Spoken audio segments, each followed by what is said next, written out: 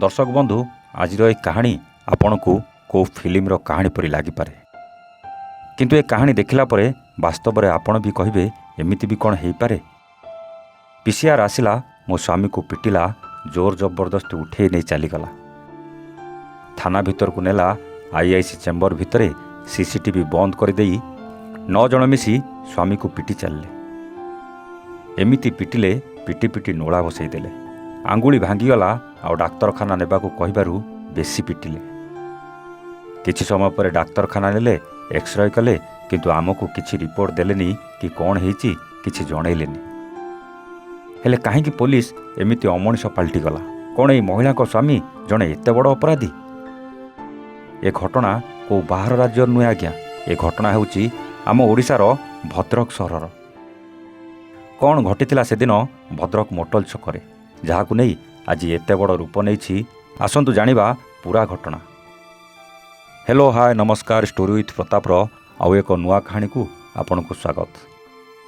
दर्शक बंधु आमर ए कहानी अन्य कहानी ठू संपूर्ण भिन्न। केमिति जड़े साधारण लोक पुलिस टर्चर सहिबा को पड़ुछि, केमिति पुलिस निज पावर को भूल बाटरे व्यवहार करुछि तार एक ज्वलंत प्रमाण। ए कहानी आम मनगढ़ा नुहे जहाकू नहीं माड़ खाइथिबा स्वामीर स्त्री अभियोग करछंती और जो थाना रे स्वामी को माड़ मरा जाइथिला से थाना रे इतला भी देइछंती। एबे आसीबा पूरा घटना ऊपर। 5 फेब्रुआरी 2025 स्थान भद्रकर मोटल छक। स्वामी स्त्री 2 जन झगड़ा लागुथिले। स्वामी टिके निशारे थिले जहाकू नहीं बचसा बढ़िबा को लागिला।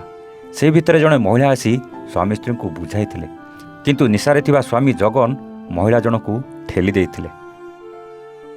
महिला जनक रागी जाई निज पावर देखाइबा आरंभ करथिले। काहेकि ना से महिला जनक थिले जने पुलिस अधिकारी किंतु से साधा ड्रेसर थिबारु स्वामी जगन केमिति जानिबे से पुलिस अधिकारी बोली? हुए तो जदि से जानी थांते पुलिस अधिकारी ताहले एमिति कोन करि थांते। किंतु आमे एठी कहूनु जगन जहा करिछि ठीक करिछि बोली। से जहा करिछि ताकू ही आईन अनुसार दंड मिलिबा दरकार। महिला पुलिस जनक पीसीआर को डाकिथिले। स्त्री आगरे स्वामी को धक्का मारी मारी जोर जबरदस्त थाना को नहीं जाइथिले। एपटे महिला पुलिस जनक रागरे फँ फँ होतिले। आउ थाना रे पहुँचवा क्षणी जगन को आईआईसी चेम्बर भीतर को नहीं सीसीटीवी ऑफ करी जड़े अतिरिक्त एसपी सहित महिला पुलिस अधिकारी और आउ किछि पुलिस एमिति 9 जन मिसी जगन को पिटी पिटी देह हाथ फटई देथिले। जगन स्वास्थ्य अवस्था गुरुतर हेबारु ताकू डाक्तरखाना नेथिले।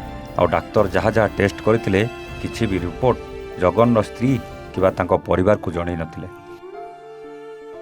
जगन गणमाध्यम आगरे निज देह को देखैथिले केमिति तांको अमानुषिक भाव में पिटा जाइतिला आ केमिति तांको देह सारा दाग थिला। किंतु पुलिस निजर मनुष्यत्व भूली जाइतिले जहाँ जगन को स्त्री कहछन्ति। जगन को स्त्री कहवा कथा आमे स्वामी स्त्री झगड़ा लागुथुलु। जदि जगन किछि भूल थिला ताहले ताको आईन अनुसार दंड देई थांते किंतु पुलिस मान को मारिबा को अधिकार किए देला। शेषर किछि उपाय न पाई जगन स्वामी गणमाध्यमर सहारा नेथिले। आउ आजी अतिरिक्त एसपी एवं महिला पुलिस अधिकारी सहित मोट 9 जन पुलिस को विरुद्ध रे से भद्रक टाउन थाना रे एतला देइछन्ति।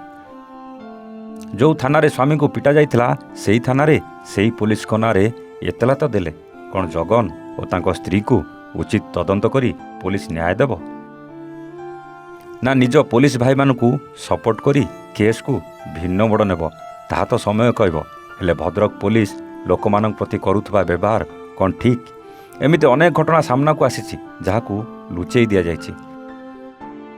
सरकार कहउचंती पुलिस आ जनता भितरे सुसंपर्क रहिबा दरकार किंतु भद्रक पुलिस जहा करिछि केते दूर ठीक विचार आपणकर मतामत कमेंट करी निश्चित जनइबे। आज पाई रोचु आमे पुणी आसबू आउ एक नुआ कहानी सहित स्टोरी विथ प्रताप रे। सेतबेले जाए नमस्ते जय जगन्नाथ।